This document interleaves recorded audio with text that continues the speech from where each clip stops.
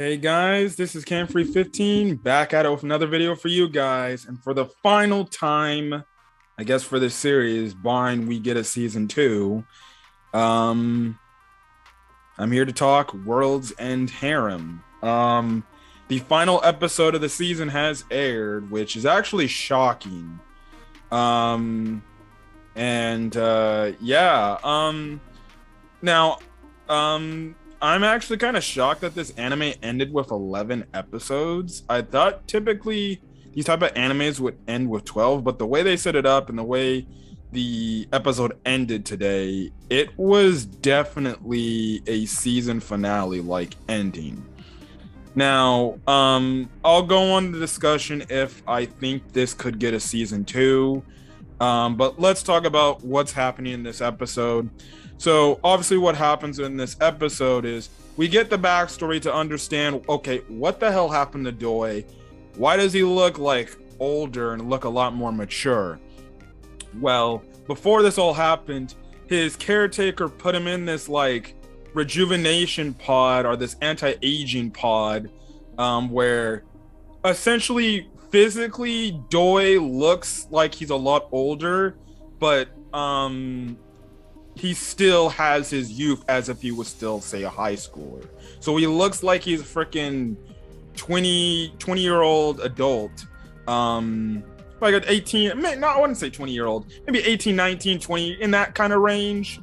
His body matured and looks older. But in terms of his age and everything, he's still like high school age. He's still the same age as his high school level, so that's why he looks so different and everything. So yes, him and Reito end up meeting up. Reito's like, well, I don't know who to believe at this point anymore. You know, UW people are saying that the terrorists are evil, but you know, the people, you know, this one girl who I know is in that group. You know, she's trying to do the right thing and finding a cure for the MK virus. But that goes to the whole thing of, well, you know, I don't know what to believe. I'm gonna go do my own thing and stuff like that. So that leads up to the whole thing. The kind of the storylines that happens in this episode, just mostly from Doi's perspective. Doi and his caretaker ends up meeting with Chloe, and they come up and they make a deal. And essentially, we find out that Doi's caretaker wants to see these three people named the three Magi, or yeah, Maggie or Maji or something like that. And apparently they're like the three people that run the entire UW organization as a whole. And also we find out that they hate men with a burning passion. So you can clearly see that these three people more than likely were the people that probably unleashed the MK virus amongst the grand populace, because they must have had some issues with men. We don't get an understanding. Maybe, I guess, when men were a thing 5 years ago, something happened to them, all three of them, where, you know, maybe they had a bad experience with a man and they're like, I got to get back at them. So that's what they did. But the thing is, you know, Chloe's like, okay, seems like a fair thing. But the one thing the caretaker asks is, like, I also want you to make me like the national, I forgot, it was like like some sort of big position, national officer or something like that. And that was the whole thing there. So we get taken away from that part. In terms of Reito's storyline, he ends up having a discussion or a talk. He asks Suo to come in with him. And they have a talk. They go to the shower, because that's where they always try to have the discussions to hide things from the UW people. But it gets to the point where you get kind of a very intense, you know, I guess, steamy scene from the standpoint. You know, Reito's like, come on, you know, Suo, come with me. You know, I'm escaping Japan. I want you to come with me. I don't want you to stay here. But Suo's like, I can't, you know, I have to stay here because I have my duties here at UW to do that, and stuff like that. And, you know, Reito's like, but why would you do this and everything? You know, you know what these people are doing. And she's like, I can't. So she ends up stripping and she takes her clothes off. And essentially she's kind of like begging him, like, if you with me right now, I will go with you. And Reito's like, I can't do that. That's not in my style. So she starts to break down in tears and cry, and we start to get a betterment of an understanding why she's in love with Reito. So when she was like raised by I guess the UW organization when she was a kid, essentially, she was just shown this feed information of what would be her future, of who she'd be, carrying over. And it's just like, this is, Reito, Mizuhara and stuff like that, and she just constantly kept, just getting video of this guy as she got older, and you can understand why she took an interest and infatuation. You could genuinely say she, in a way, kind of, I wouldn't say went crazy, but maybe fell for him. And then just meeting him in person just probably made things even better to where, she freaking, wants this guy. And it's kind of effed up too that these ladies would just force like this guy upon this girl and everything. But you can genuinely tell that Suo definitely does care about him. And it gets to the point where, she's crying, he sees this, he's getting closer, and it's like, oh my goodness, are they going to freaking kiss? And, he's leaning in, she's leaning in. And it's like, oh, is he about to break his rule? Is he gonna kiss her and then they're just gonna get it on in the shower? But obviously the UW people break into the shower because essentially the men under Chloe's watch aren't supposed to be mating. They're getting taken prisoner. We also find out that Reito's other, I guess you can say his harem, is also caught, but they end up getting out. And when it looked like Suo's gonna potentially get her head, shot off and everything, my girl, I forgot her name already. The girl with the purple, the girl who's into Suo. There's too many damn names with these girls, but the one girl that absolutely doesn't like Reito because he's a man and everything, but she comes in and saves them. She ended up, finding a way to, she takes them to this one designated location where she was able to get Reito's sister out. So that's good too. And everything. And they end up going onto this one boat that will end up taking them to Taiwan. And essentially the girl's like, listen, me and Suo have to stay back. This is the only thing we can do from here on out. This is the only thing we can help you. And really, I'll say this. I respect her a lot because we know she don't like Reito like that. And she just don't like men in general. But she did this for Suo because she knows Suo loves Reito. And you get a very emotional goodbye scene between Reito and Suo, where you have a nice embrace of a hug between the two. I thought he was actually going to kiss her, to be honest. And he was just telling Suo, like, I'm going to come back for you. I won't abandon you. I will come back. And stuff like that. So, it was a very emotional scene because it's like, you can tell, like, she definitely is into him. She loves him, but at the same time, it's like, maybe Reito actually has a thing for her too. I feel like they definitely could be setting it up where maybe he ends up, realizing he kind of is, in love with Suo more than Erisa, but, the characters look identical, to be honest, to one another. It's, again, very interesting with that whole standpoint. I feel like that's how the story would, presumably end. He just ends up hooking up with Suo because he cares about her. And I think it will come to a point where he'll realize, like, I think I love this girl more than I love Erisa. But you get an emotional goodbye.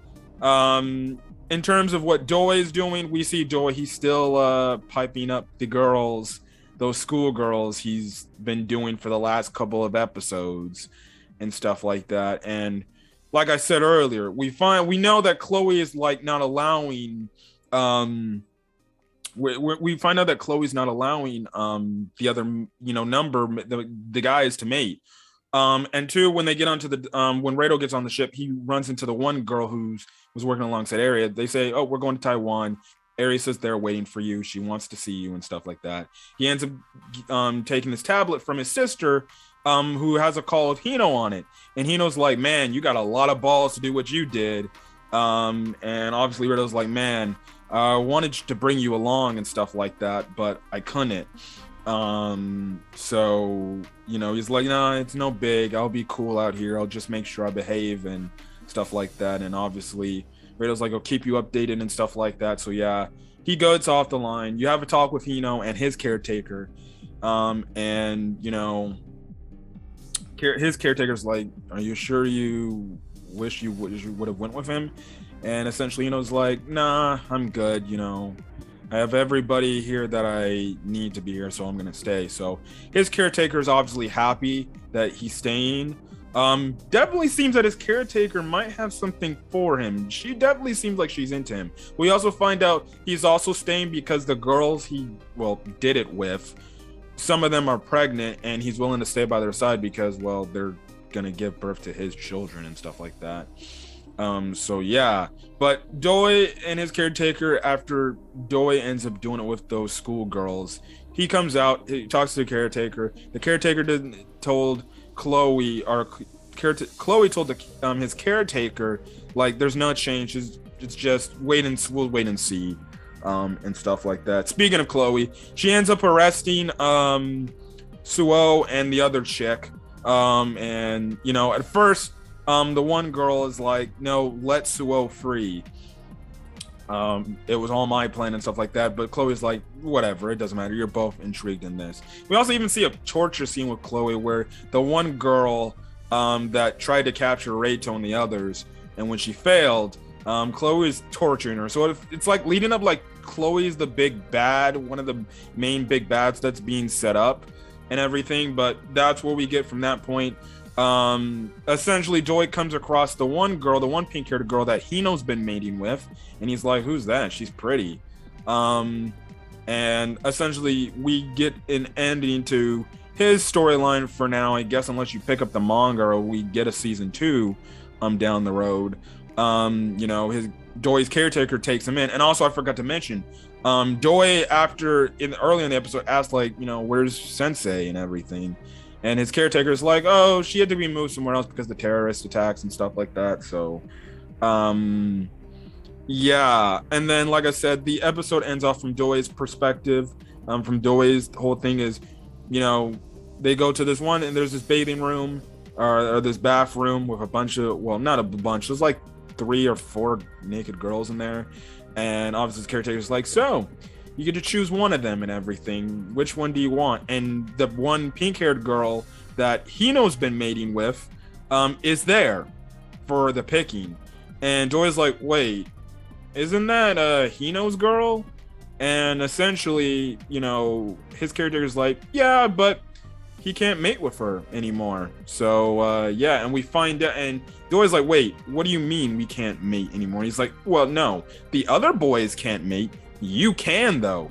And we find out in the negotiation scene that essentially the caretaker made it to where it's like, listen, I know you're not making the other guy his mate, but listen, if we can come to terms, can I continue to have my care, the person in my care still be able to mate and everything with certain circumstances? And Chloe's like, okay, sure, fine. That's more than welcome enough. And essentially, after Doi hears this, he's like, oh, interesting. And he looks at the pink-haired girl, and she's like, oh, because his character's like, yeah, she was an actress and everything. And he's like, oh, that's why she's familiar. She looks familiar. And he puts on this weird, crazy-looking face, and it's pretty much going to be presumed that he's going to take Hino's girl, which is all sorts of effed up, bro.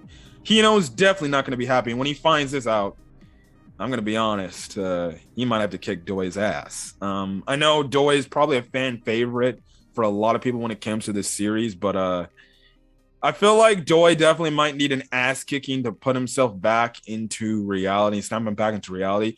But I don't think that's the thing. I think the thing that might snap him back into what he used to be is seeing his teacher again.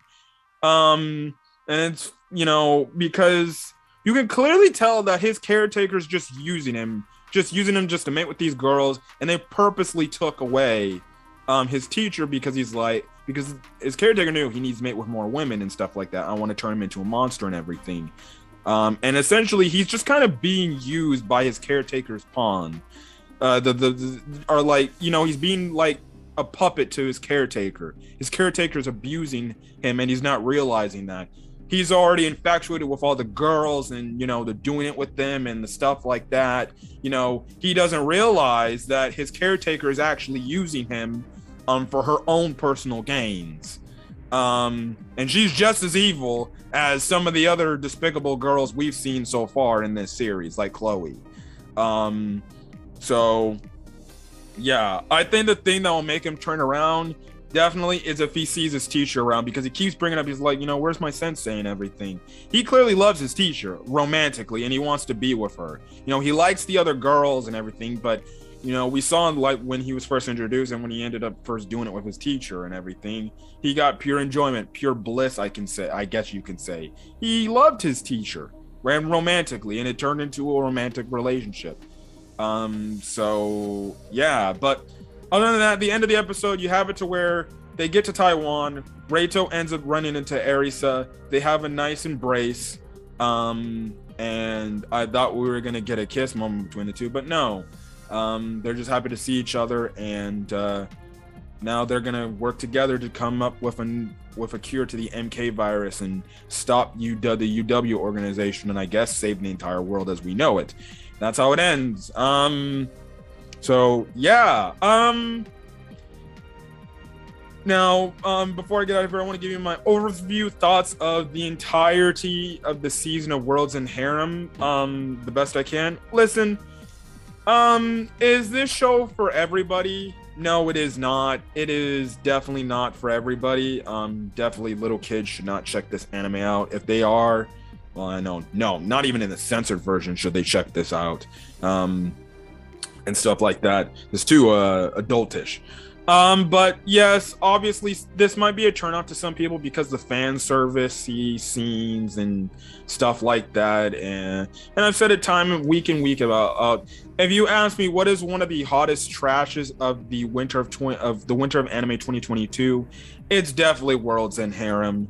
But what I mean by that trash, I don't mean garbage. I mean, like, it's gonna be something that a lot of people in the anime community might just be like, I can't watch this. It's an automatic turn off for me.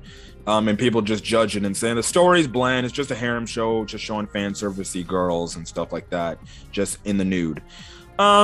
Listen, personally, if you ask me, honestly, I thought Worlds and Harem was actually shockingly, surprisingly, I wouldn't say good, but I would say solid. You know, the story is actually pretty damn intriguing. You know, obviously, you know, as a viewer, you're probably just only here to watch, well, the plot, and you know what I mean by the plot. But really, truly, the story about, you know, a virus taking out a bunch of men, killing them, but some men, in order to be saved, has to be put in essentially a cold sleep stasis, come out, and they have to end up mating with women to kind of rebuild the human population and stuff like that. And you know, it's like a very interesting like type of, you know, premise, and then you find the whole thing of the fact that, you know, truly the organization the UW organization is a greedy, corrupt organization run by very powerful women in high power that want nothing to do with men, and they're just using them for their own personal gain and stuff like that. And then they'll probably just end up killing them off, you know. And honestly, I thought it was a solid show. I thought, you know, I don't think it's as bad as, you know, maybe some people might put it out to be. I honestly think it was solid. I thought the story was a solid premise, just week to week to find out like what's truly going on. Now, obviously, the end game of this goal is this dude wanted to meet up with his girl Erisa. And now he did. Now, obviously, people are gonna question. So, does that mean is he gonna start like doing it with other girls now and stuff like that, since he finally met the girl of his dreams and everything? I guess, you know, you would have to go read the manga / find out on your own if there's an eventual season 2.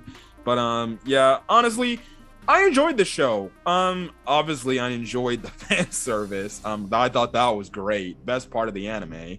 But I honestly thought it wasn't a bad show. Honestly, I think it's kind of an underrated winter of anime show for this season. In terms of if Worlds and Harem could get a season 2, if it gets a lot of good things, good reviews, and people like it, especially in Japan, well then, you know, it will potentially have a chance at coming back for a season 2. If not, then you're just gonna have to read the manga. And to me personally, I feel like this is gonna be really tough for this show to get a season 2, even though it definitely did look good. I just feel like, some people might not be into it as much as others, and it won't get the right representation it probably could have got. But shows like this, it feels like it's like those one and done seasons where it's like, you want to see more, go read the manga or something like that. But hey, if Worlds and Harem gets confirmed for a season 2, I'll take it, and I won't be happy because I'll definitely be back watching it. So yeah, but other than that, that's kind of my thoughts on Worlds and Harem. Shockingly enough, it's like, I'm guessing one of the first Winter of Anime 2022 shows to be ending. But anyways, I'm gonna get out of here, guys. If you guys like the video, leave a like, put in the comment section your thoughts on this episode of Worlds and Harem, and your thoughts of Worlds and Harem as a whole of the season. Did you like it? Did you not like it?